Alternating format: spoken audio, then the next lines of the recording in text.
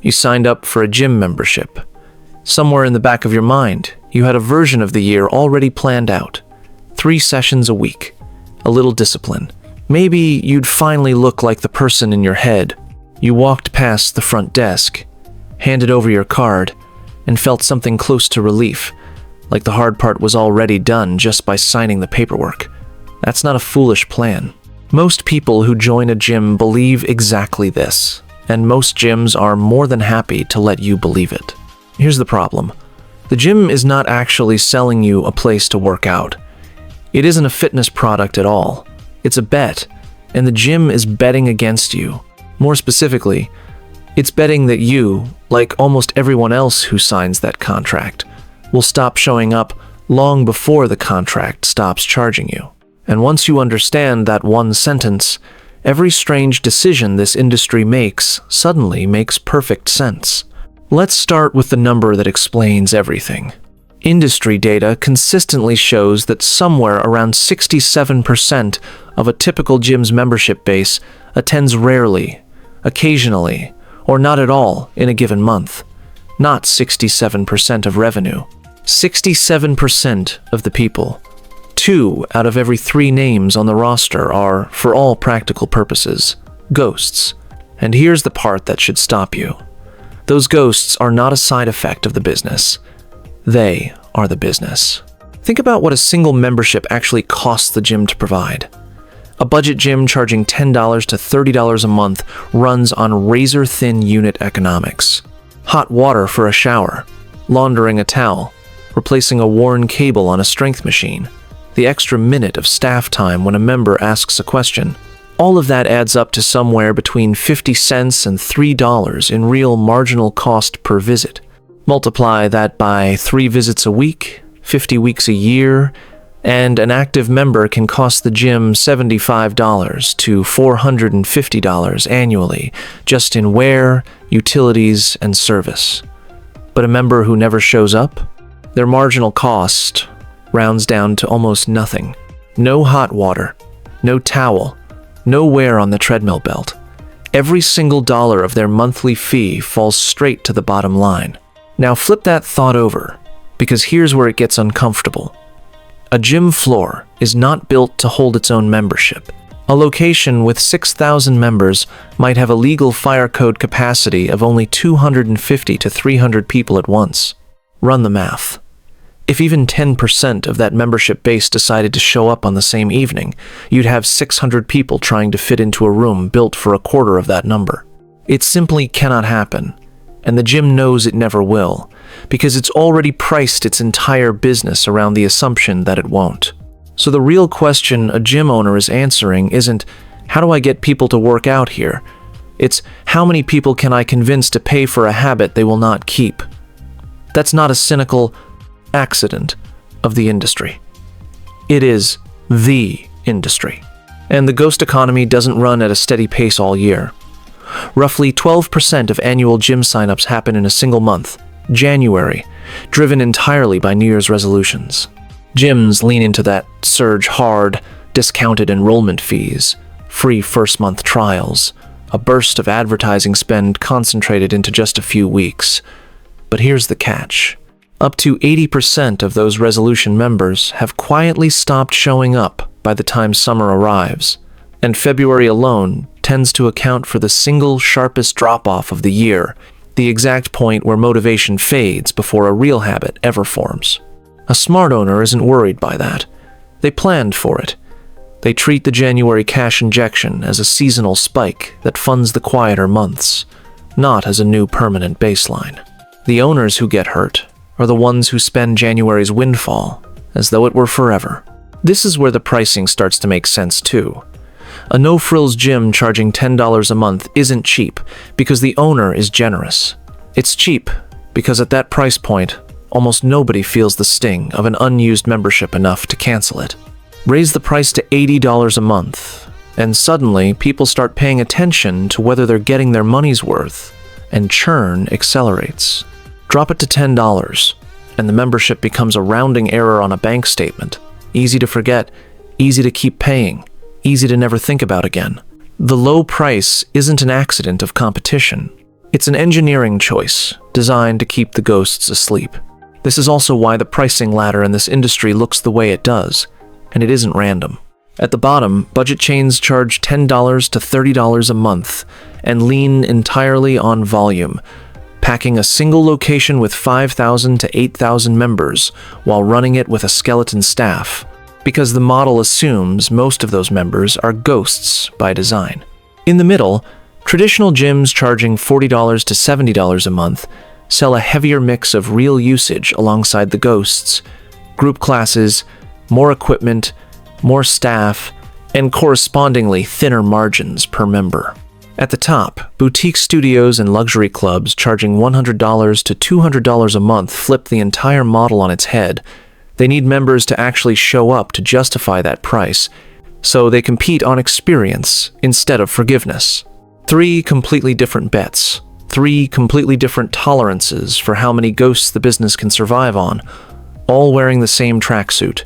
But the ghosts don't stay quiet forever without help, and this is where the psychology takes over from the math. Why does someone keep paying $30 a month for a gym they haven't entered since March? Part of it is optimism. The membership feels like a promise made to a future version of yourself, and canceling it feels like admitting that future self isn't coming. Part of it is what behavioral economists call a commitment device.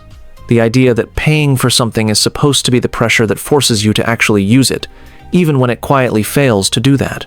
And part of it is nothing more romantic than friction. Many contracts require cancellation in writing, in person, or by certified mail, not a tap on an app. Add a mandatory 0 to 6 0-day notice period, and the gym guarantees itself at least one more month of revenue from a member who has already mentally checked out. However, canceling on purpose isn't even the biggest driver of members leaving. A failed or expired credit card accounts for roughly 30 to 40% of all cancellations in this industry, which tells you something revealing. Gyms don't primarily lose ghost members because those members finally worked up the nerve to quit. They lose them almost by accident when a payment method breaks. That's not a fitness business retaining loyal customers. That's a subscription business quietly defending its billing pipeline. Now, here's the part almost nobody talks about, because it exposes exactly how fragile this ghost-powered model really is. Planet Fitness built an entire multi-billion-dollar company on this exact insight, deliberately marketing itself to people who feel intimidated by serious lifters, explicitly discouraging the heavy, frequent gym goer in favor of the casual, occasional member who signs up once and rarely returns. It worked spectacularly, precisely because low prices and a non-intimidating vibe are the perfect conditions for growing a large population of ghosts. But other chains tried to run the opposite play and it broke them. Bally Total Fitness spent years locking members into aggressive, multi-year contracts, financed like car loans, effectively betting that debt and legal obligation could substitute for a genuinely sustainable membership base. When lawsuits and regulatory pressure caught up with those contracts, the company filed for bankruptcy in 2007 and again in 2008 before being sold off in pieces. The lesson isn't that people stopped wanting to work out. It's that when your unit economics depend on collecting money from people who never show up, and you build a fragile legal structure on top of that, instead of a sustainable one crack in the foundation brings the whole thing down. So how do you actually judge whether one of these businesses works? Start with the fixed costs: rent, payroll, insurance, equipment financing, typically somewhere between $20,000 and $45,000 a month for a mid-sized location. Divide that by the average monthly due, say $35, and you get your break-even membership count, in this case, a little over 700 members. Below that number, the gym loses money every month. Above it, because the marginal cost of an inactive member is close to zero, almost every additional sign-up is close to pure profit. The entire business is one simple equation. Fixed cost divided by margin per member equals the number of ghosts you need on the books just to survive, plus a healthy cushion of them to actually thrive. In the optimistic version of this business, the owner understands all of this from day one. They price low enough to keep cancellation friction working in their favor. They budget for 30 to 40% annual churn instead of being surprised by it. And they build a personal training program on the side, since one-on-one sessions at $60 to $90 an hour carry far better margins than a base membership ever could. Run well. A mid-size location like this can pull in $600,000 to $1.4 million a year in revenue with a 15 to 25% net margin, comfortably profitable, built almost entirely on people who barely use what they're paying for. In the realistic version, 2 or 3 ordinary things go wrong at once. A cheaper competitor opens 2 miles away and picks off the price-sensitive ghosts who were never emotionally attached in the first place. A local click-to-cancel regulation, the kind cities have increasingly started passing, makes it easier for dormant members to finally cancel, shaving a meaningful slice off that quiet, high-margin revenue. Equipment starts breaking down faster than expected, adding another $1,000 to $3,000 a month in repairs.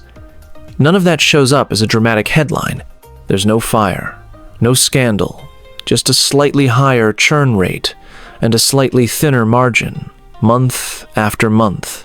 Run the numbers on both futures side by side, and the gap is not small. The optimistic gym nets somewhere around $150,000 to $250,000 a year for its owner. The realistic gym, sitting in the exact same neighborhood, with a parking lot that still looks reasonably full most evenings, can slide to $40,000 or less, or into an outright loss during a slow season. The difference between those two outcomes was never about how many members signed up. Both gyms might have identical membership counts on paper. The difference was entirely in how well the owner understood and planned around the 67% who were never going to show up. So the next time you walk past a gym with a packed parking lot and assume it must be thriving, remember what you're actually looking at. You're not looking at the business. You're looking at the fraction of it that shows up.